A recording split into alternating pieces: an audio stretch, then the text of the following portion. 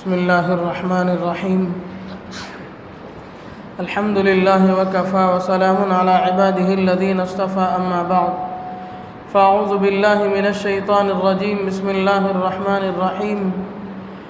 قل إن كان آباؤكم وأبناؤكم وإخوانكم وأزواجكم وعشيرتكم وأموال اقترفتموها وتجارة تخشون كسادها ومساكن ترضونها أحب إليكم من الله ورسوله وجهاد في سبيله فتربصوا حتى يأتي الله بأمره إن الله لا يهدي القوم الفاسقين. صدق اللہ العظیم. بزرگان محترم، یہ سورہ توبہ کی آیت ہے. جب اللہ کے نبی صلی اللہ علیہ وسلم کو کفار مکہ نے ہر طرح سے تنگ کیا، آپ علیہ الصلاۃ والسلام کو بھی ستایا اور آپ کے اصحاب کو بھی ستایا گیا اور آپ کو مکے میں رہنا مشکل کر دیا گیا، تو آپ علیہ الصلاۃ والسلام نے اللہ رب العزت کے حکم سے ہجرت کرنے کا ارادہ فرمایا، بلکہ ہجرت کرنے کا حکم فرمایا کہ اب مکے سے لوگ نکل جائیں اور مدینے کی طرف ہجرت کریں. اس وقت مدینے کی جانب ہجرت کرنا ایک تو اللہ کے نبی صلی اللہ علیہ وسلم کے حکم کی وجہ سے فرض ہو گیا تھا. دوسری چیز، اس وقت چونکہ مدینہ ہی دارالاسلام تھا اور مدینے کی طرف ہجرت کرنا گویا مسلمان ہونے کی نشانی تھی، مسلمان ہونے کی علامت تھی کہ وہ مدینے کی طرف ہجرت کر جائے اور مکے میں نہ رہے. مکے میں چونکہ کافروں کا غلبہ ہے اور سارے مسلمان مدینے کو اپنا مسکن بنا رہے ہیں، اپنا دارالہجرت بنا رہے ہیں، تو مدینے کو جانا مسلمان ہونے کی اس وقت کی علامتوں میں سے تھی. لیکن حضرات صحابہ کرام رضوان اللہ تعالی علیہم اجمعین میں سے بعض جیسے ہی آپ علیہ الصلاۃ والسلام کا حکم ہوا، سب نے اپنا مال، دولت، رشتہ داریاں سب کچھ چھوڑ کر کے، جائیداد، زمین سب چھوڑ کر کے فوراً نکل گئے. کچھ لوگوں کو ان کے رشتہ داروں نے کہا کہ تم کہاں مال و دولت وغیرہ ضائع کر کے جا رہے ہو، تم چلے جاؤ گے، ہمارے بڑے ہیں، ہم ضائع ہو جائیں گے، تمہاری بنا ہم کیسے رہیں گے، ہمارا کون ہے یہاں، تمہاری وجہ سے ہم یہاں ستائے جائیں گے. تو ان کے دل میں اپنے رشتہ داروں کی ذرا محبت آ گئی تھی. تو اللہ تبارک و تعالیٰ نے آیت کریمہ نازل فرمائی، یا ایھا الذین آمنوا، اے ایمان والو، لا تتخذوا آباءکم و اخوانکم اولیاء ان استحبوا الکفر علی الایمان ومن یتولہم منکم فانہم ظالمون. اے ایمان والو، تم اپنے والدین کو، تم اپنے آبا کو، تم اپنے باپ دادا کو اور تمہارے بھائیوں کو، جن لوگوں نے ایمان کے مقابلے میں کفر کو پسند کیا ہے، تم ان کی دوستی نہ کرو، تم ان کی محبت میں یہاں ٹھہرے نہ رہو، اور جو ایسا کرے گا وہ اپنے اوپر ظلم کرنے والا ہوگا. جب یہ آیت نازل ہوئی تو پھر کچھ لوگ نکل کر کے چلے گئے. اس کے باوجود بھی کچھ لوگ یہیں رہے، کچھ لوگوں کو پریشانی رہی. تو پھر اللہ تبارک و تعالیٰ نے یہ آیت نازل فرمائی جس میں فرمایا گیا، قل، اے نبی صلی اللہ علیہ وسلم، آپ فرما دیجئے، ان کان آباؤکم، اگر تمہارے باپ، و ابناؤکم، تمہاری اولاد، و اخوانکم، تمہارے بھائی بہن وغیرہ، و ازواجکم، تمہارے جوڑے، تمہاری بیوی یا تمہارے شوہر، و ازواجکم و عشیرتکم، اور تمہارا خاندان، و اموال اقترفتموها، اور وہ مال جس کو تم نے جمع کیا محنت سے، مشقتوں سے، وَمَسَاكِنُ تَرْضَوْنَهَا أَحَبَّ إِلَيْكُمْ وَمَسَاكِنُ تَرْضَوْنَهَا، اور تمہارے پسندیدہ مکانات احب الیکم، اگر یہ سب چیزیں پسندیدہ ہیں تمہیں، من اللہ، اللہ سے، ورسولہ، اس کے رسول سے، وجہاد فی سبیلہ، اور اللہ کے راستے میں جہاد سے، اگر یہ سب چیزیں پسندیدہ ہیں تو اللہ تبارک و تعالیٰ کی ناراضگی ہے۔ فرمایا فتربصوا حتی یأتی اللہ بامرہ، اگر یہ چیزیں تمہیں زیادہ پسند ہیں اللہ کے اور اس کے رسول اور اس کے راستے میں نکلنے سے، یہ چیزیں تمہیں رکاوٹ بن رہی ہیں اور یہ چیزیں تمہیں ان کے مقابلے میں زیادہ پسند آ رہی ہیں، تو یاد رکھنا تم پر اللہ کا حکم آئے گا۔ اللہ کا بعض لوگوں نے کہا کہ اللہ کے امر سے مراد اللہ کا عذاب کا تم لوگ انتظار کرو، اور آگے فرمایا اللہ تعالیٰ نافرمانوں کو ہدایت نہیں عطا فرماتے ہیں۔ یہ اس آیت سے معلوم ہوتا ہے کہ اللہ اور اس کے رسول کی محبت ہمارے دل میں ساری چیزوں سے زیادہ ہونا چاہیے۔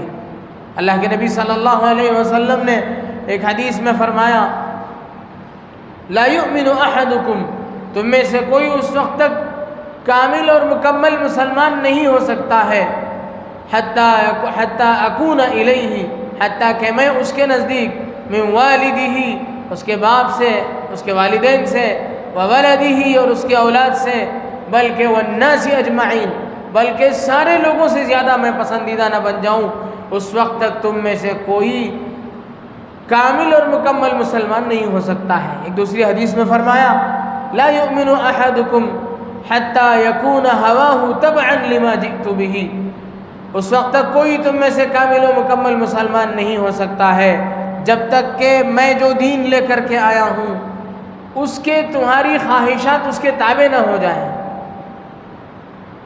تو بزرگان محترم، اللہ کے نبی صلی اللہ علیہ وسلم نے فرمایا تھا، اور ایک اور حدیث میں فرمایا من احب للہ، جو اللہ کے لیے کسی سے محبت کرتا ہو، وابغض للہ، کسی سے دشمنی مول لیتا ہے، کسی سے ناراض ہوتا ہے تو اللہ کے لیے، کسی سے محبت کرتا ہے تو اللہ سے، اللہ کے لیے، وَأَعْطَى لِلَّهِ وَمَنَعَ لِلَّهِ، اور کسی کو دیتا ہے تو اللہ کے لیے اور کسی کو دینے سے رکتا ہے تو اللہ کے لیے، فرمایا فَقَدْ اسْتَكْمَلَ الْإِيمَانِ، اس نے یقیناً اس نے اپنے ایمان کو مکمل کر لیا۔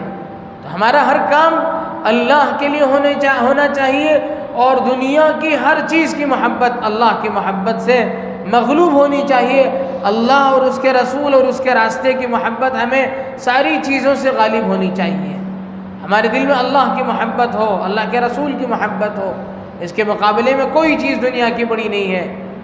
جب تک ہمارے دل میں یہ بات نہیں آئے گی اس وقت تک ہم کامل اور مکمل مسلمان نہیں ہو سکتے ہیں۔ اگر ہمارا یہ دعویٰ ہے اس کے بغیر کہ ہم مکمل کامل مسلمان ہیں تو ہم اپنے دعوے میں صحیح نہیں ہیں، ہم اپنے دعوے میں جھوٹے ہیں۔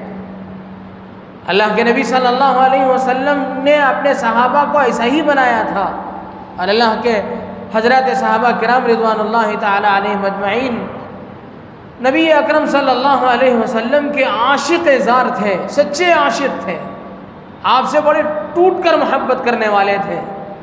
سیدنا ابو بکر صدیق رضی اللہ عنہ، جنہوں نے ہجرت کے موقع پر اپنا سب کچھ چھوڑ کر کے آپ علیہ الصلوۃ والسلام کے رفاقت کو قبول کیا، اور آپ علیہ الصلوۃ والسلام کے ساتھ انہوں نے ایسی رفاقت اور ایسی دوستی نبھائی، جب غار میں پناہ لینے کے لیے گئے داخل ہوئے تو اللہ کے نبی صلی اللہ علیہ وسلم کو باہر رکایا، خود اندر گئے، اسے صاف کیا، پھر اللہ کے نبی صلی اللہ علیہ وسلم کو اندر بلایا۔ آپ علیہ الصلوۃ والسلام کو اس دوران جب نیند آئی تو انہیں اپنے گود میں سلایا۔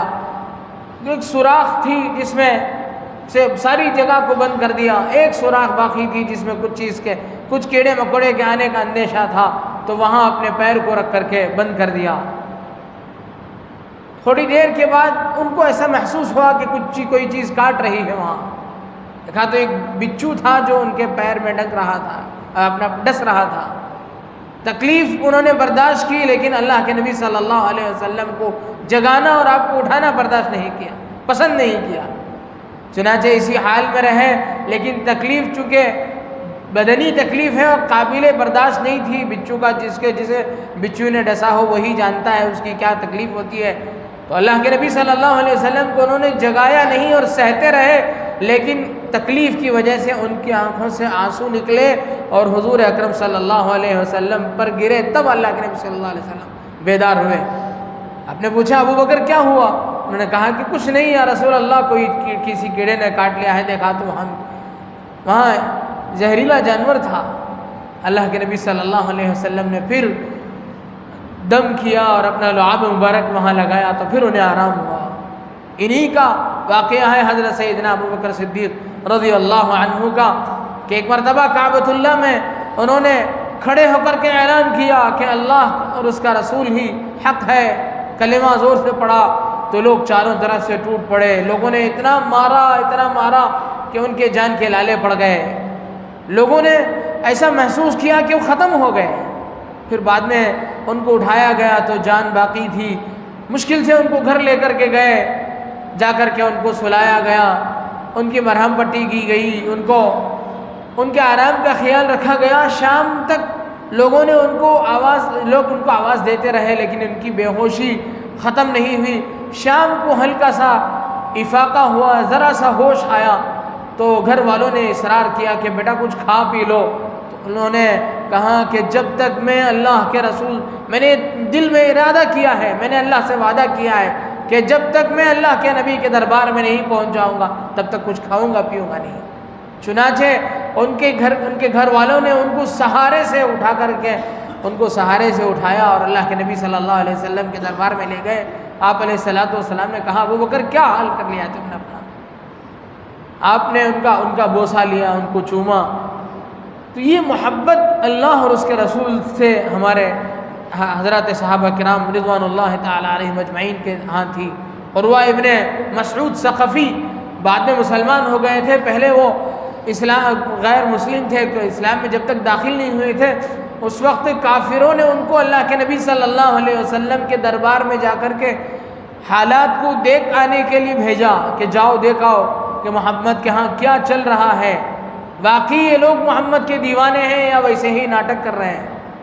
عروہ ابن مسعود ثقفی کہتے ہیں میں گیا، میں نے جا کر کے دیکھا اور پھر اپنے قوم کے پاس واپس ہو کر کے میں نے کہا، عروہ ابن مسعود ثقفی نے کہا کہ یار تم لوگ کیا پلاننگ کر رہے ہو نبی محمد رسول اللہ کو مارنے کی؟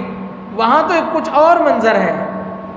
میں قیصر و کسریٰ کے محلات کو میں نے دورہ کیا ہے، میں نے روم کے بادشاہوں کے دربار کو دیکھا ہے، واللہ میں نے کسی درباری کو اپنے بادشاہ پر ایسا ٹوٹتے ہوئے نہیں دیکھا، کوئی درباری اپنے بادشاہ پر بھی ایسا فدا نہیں تھا جتنا فدا یہ محمد کے اصحاب ان پر ہو رہے ہیں۔ کوئی تھوکنے نیچے نہیں دے رہا ہے، کوئی وضو کا پانی نیچے گرنے نہیں دے رہا ہے، آگے بڑھ کر کے اسے اپنے چہرے پہ اپنے اوپر مل رہا ہے۔ ہر صحابی ہاتھ بندھا کھڑا ہے کہ آقا کیا حکم کریں گے میں اسے تعمیل کروں، ان کے حکم کی تعمیل کروں، اور اتنا محبت کے ساتھ ساتھ اتنا احترام کہ کوئی آنکھ اٹھا کر کے دیکھنے کے لیے تیار نہیں۔ واللہ اسی محبت والوں کے گھیرے میں محمد الرسول اللہ ہے صلی اللہ علیہ وسلم، تم ان کا کوئی بال تک بھی کا نہیں کر سکتے ہو۔ تم کیا سوچتے ہو یہ پھسپھسے لوگ ہیں؟ نہیں، بالکل نہیں، وہ تو عاشقوں کے درمیان میں ہے۔ اللہ کے نبی صلی اللہ علیہ وسلم کے ساتھ حضرات صحابہ کرام رضوان اللہ تعالی علیہم اجمعین کی ایسی محبت تھی، اور آپ علیہ الصلوۃ والسلام نے ایسی محبت چاہی۔ ایک دیہاتی صحابی حاضر خدمت ہوئے، پوچھا یا رسول اللہ قیامت کب آئے گی؟ آپ علیہ الصلوۃ والسلام نے پوچھا، نبی علیہ الصلوۃ والسلام اور اللہ اور اس کے رسول کا جواب کا انداز ہمیشہ ایسا ہی ہوتا ہے کہ کوئی بھی سوال کرتا تھا تو اس کا جو جواب ہے وہ نہیں دیتے تھے، بلکہ اسے جس چیز کے بارے میں پوچھنا تھا، اسے جو جواب کی ضرورت تھی وہ دیتے تھے، جو جواب اسے کام آئے گا وہ دیتے تھے۔ تو ایک دیہاتی صحابی حاضر خدمت ہوئے، انہوں نے پوچھا یا رسول اللہ قیامت کب آئے گی؟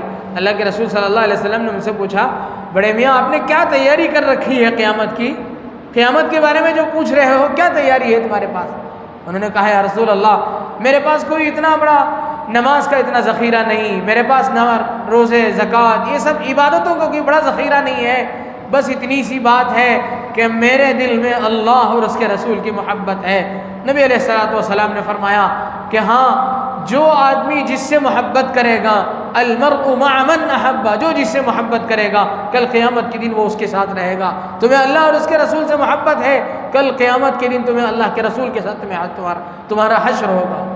اس لیے بزرگان محترم ہمیں ٹٹولنا چاہیے کہ ہمارے دل میں کن چیزوں کی محبت زیادہ ہے، اللہ کی، اس کے رسول کی، دعویٰ نہیں، عمل ہونا چاہیے۔ اللہ کے رسول صلی اللہ علیہ وسلم کی محبت کا، کسی کے بھی محبت کا تقاضا یہ ہے کہ ہم اس کی اطاعت کریں۔ ان المحب لمن يحب يطيع، محبت کرنے والا جس سے محبت کرتا ہے اس کے حکم کا فرما بردار ہوتا ہے۔